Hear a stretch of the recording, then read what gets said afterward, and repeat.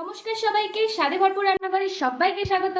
আজকে আমি আবার একটা নতুন রেসিপি নিয়ে চলে এসেছি। চিলি পনির খুবই ডিলিশিয়াস খেতে হয়, টক ঝাল মিষ্টি। তো চলো কিভাবে বানাতে হয় দেখে নাও। Let's start it. চলো আমরা শুরু করে ফেলি ঝাল ঝাল মিষ্টি মিষ্টি টক টক চিলি পনির। চিলি পনির বানানোর জন্য আমার কি কি লাগছে আমি প্রথমে বলে দিই। পনির লাগছে, পনিরটাকে আমি এইভাবে কেটে রেখেছি। আর লাগছে আমার ক্যাপসিকাম, পেঁয়াজটাকে আমি এইভাবে কেটে রেখেছি, দেখো ছাড়িয়ে ছাড়িয়ে রেখেছি কেটে। আর লাগছে আমার রসুন কুচি, আদা কুচি আর কাঁচা লঙ্কা কুচি। আর নিয়েছি আমি এখানে কর্নফ্লাওয়ার। আর লাগছে আমার এখানে অনেকগুলো সস, তার মধ্যে আছে pizza pasta sauce, tomato sauce, vinegar নিয়েছি আমি, সয়া সস আর চিলি সস। আর লাগছে অল্প পরিমাণে আমার চিনি, নুন নিয়েছি আমি এখানে।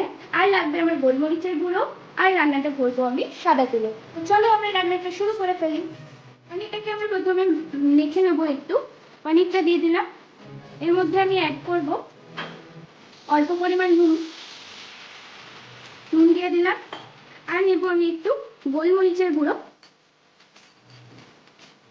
আর নেব অল্প একটু কালার হওয়ার জন্য লঙ্কা গুঁড়ো।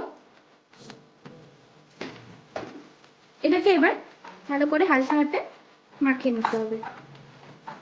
আবার আমি বলছি, তোমরা কিন্তু নিজেদের পছন্দ অনুযায়ী ঝালটা ব্যবহার করবে। পনিরটাকে আবার মাখানো হয়ে গেছে, এর মধ্যে আমি কিছুটা কর্নফ্লাওয়ার অ্যাড করব।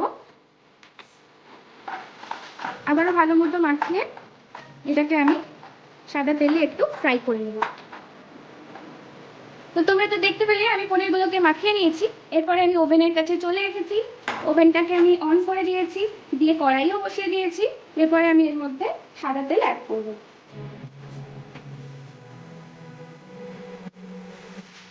সাদা তেলটা একটু গরম হয়ে গেলে এরপরে আমি পনিরগুলোকে একটু হালকা করে ফ্রাই করে নেব।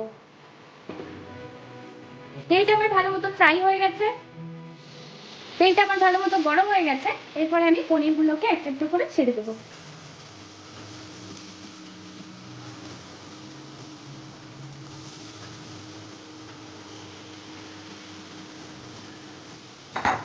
এগুলোকে একদম হালকা হাতে নেড়ে নেড়ে ফ্রাই করে নিতে হবে। এগুলো একটু ফ্রাই হয়ে যাক, তারপরে আমি আবার ফেরত আসছি। পনিরটা একটু হালকা করে আমার ফ্রাই করা হয়ে গেছে। খুব বেশি ফ্রাই করে নিলে কিন্তু পনিরটা শক্ত হয়ে যাবে, তখন খেতে ভালো লাগবে না। এই অবস্থায় আমি তুলে নিচ্ছি পনিরগুলোকে।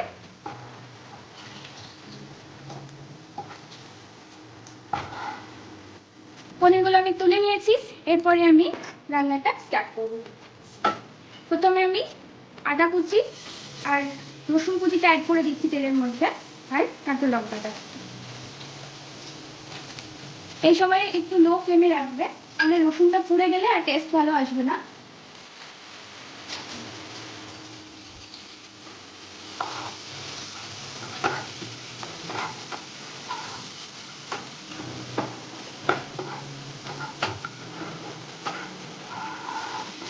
একটু হালকা করে ফ্রাই হয়ে গেলে, রসুনের কাঁচা গন্ধটা চলে গেলে এর মধ্যে আমি অ্যাড করব ক্যাপসিকামটা। এর মধ্যে আমি ক্যাপসিকামগুলোকে অ্যাড করে দেবো। ক্যাপসিকামগুলো আমি সরু সরু করে কেটেছি, তোমরা চাইলে কিন্তু কিউব করেও কাটতে পারো।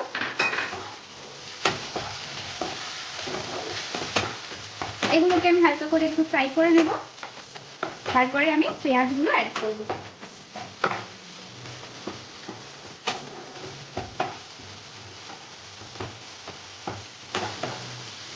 এর মধ্যে আমি এবার পেঁয়াজগুলোকে অ্যাড করে দিলাম।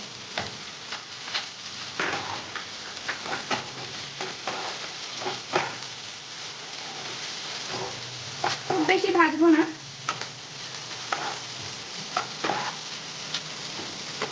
খুব বেশি ভেজে নিলে ক্রাঞ্চি ব্যাপারটা থাকবে না। একটু হালকা ভেজে নিয়ে তারপরে আমি এর মধ্যে নুন অ্যাড করব। এবার আমি এর মধ্যে নুনটা অ্যাড করবো স্বাদ মতো। নুনটা বুঝে দেবে, কারণ সসেও নুন একটু থাকে, সয়া সস আর পিৎজা পাস্তা সসে।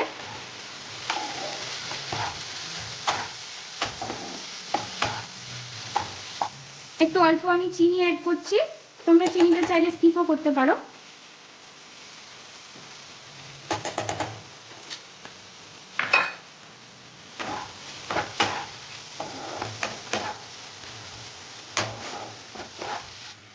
সসটা প্রিপেয়ার করে নিচ্ছি। এর মধ্যে আমি 1 টেবিল চামচ মতো ভিনেগার অ্যাড করছি।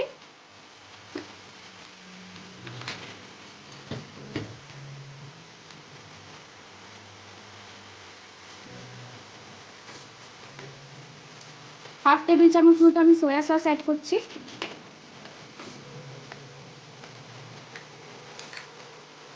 চিলি সস অ্যাড করবো আমি।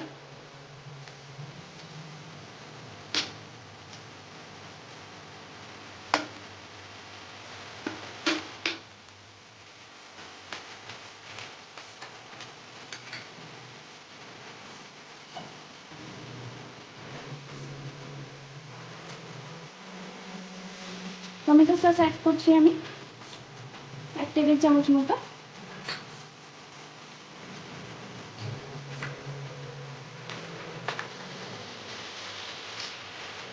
আর পিৎজা পাস্তা সসটা আমি অ্যাড করব 1 টেবিল চামচ মতো। এই সবগুলোকে আমি পেঁয়াজ আর ক্যাপসিকামটার মধ্যে দিয়ে দেবো। একটু হাফ চা চামচ মতো আমি Kashmiri red chili powder add করছি কালারটার জন্য, তোমরা চাইলে নাও দিতে পারো।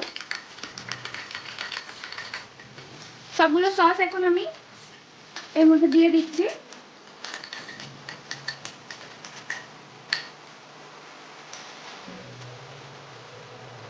বাটিটা ধুয়ে আমি একটু জল অ্যাড করে দিচ্ছি।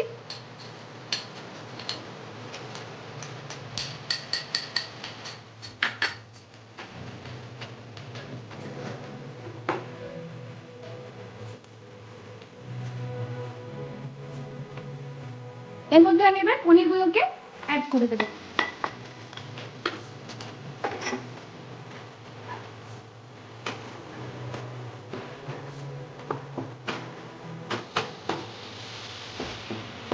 এবার এটাকে আমি একটু ফুটতে দেবো, তারপরে আমি কর্নফ্লাওয়ার গোলা জলটা এর মধ্যে দেবো।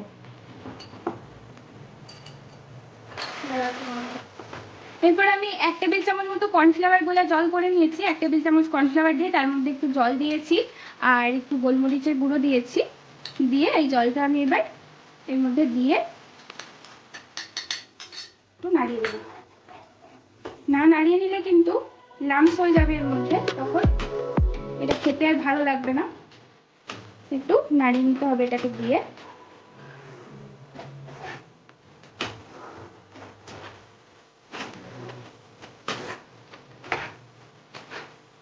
দেখো আমার অলমোস্ট কিন্তু রেডি হয়ে গেছে চিলি পনির, দেখতে পাচ্ছ তোমরা।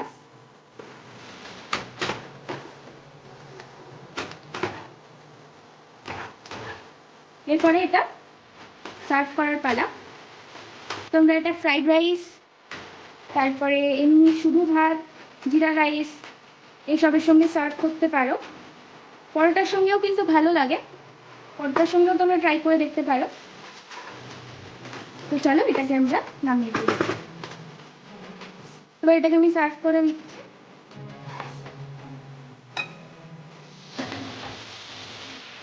তো আমার একদম রেডি হয়ে গেছে, আমি তুলেও নিয়েছি চিলি পনিরটা।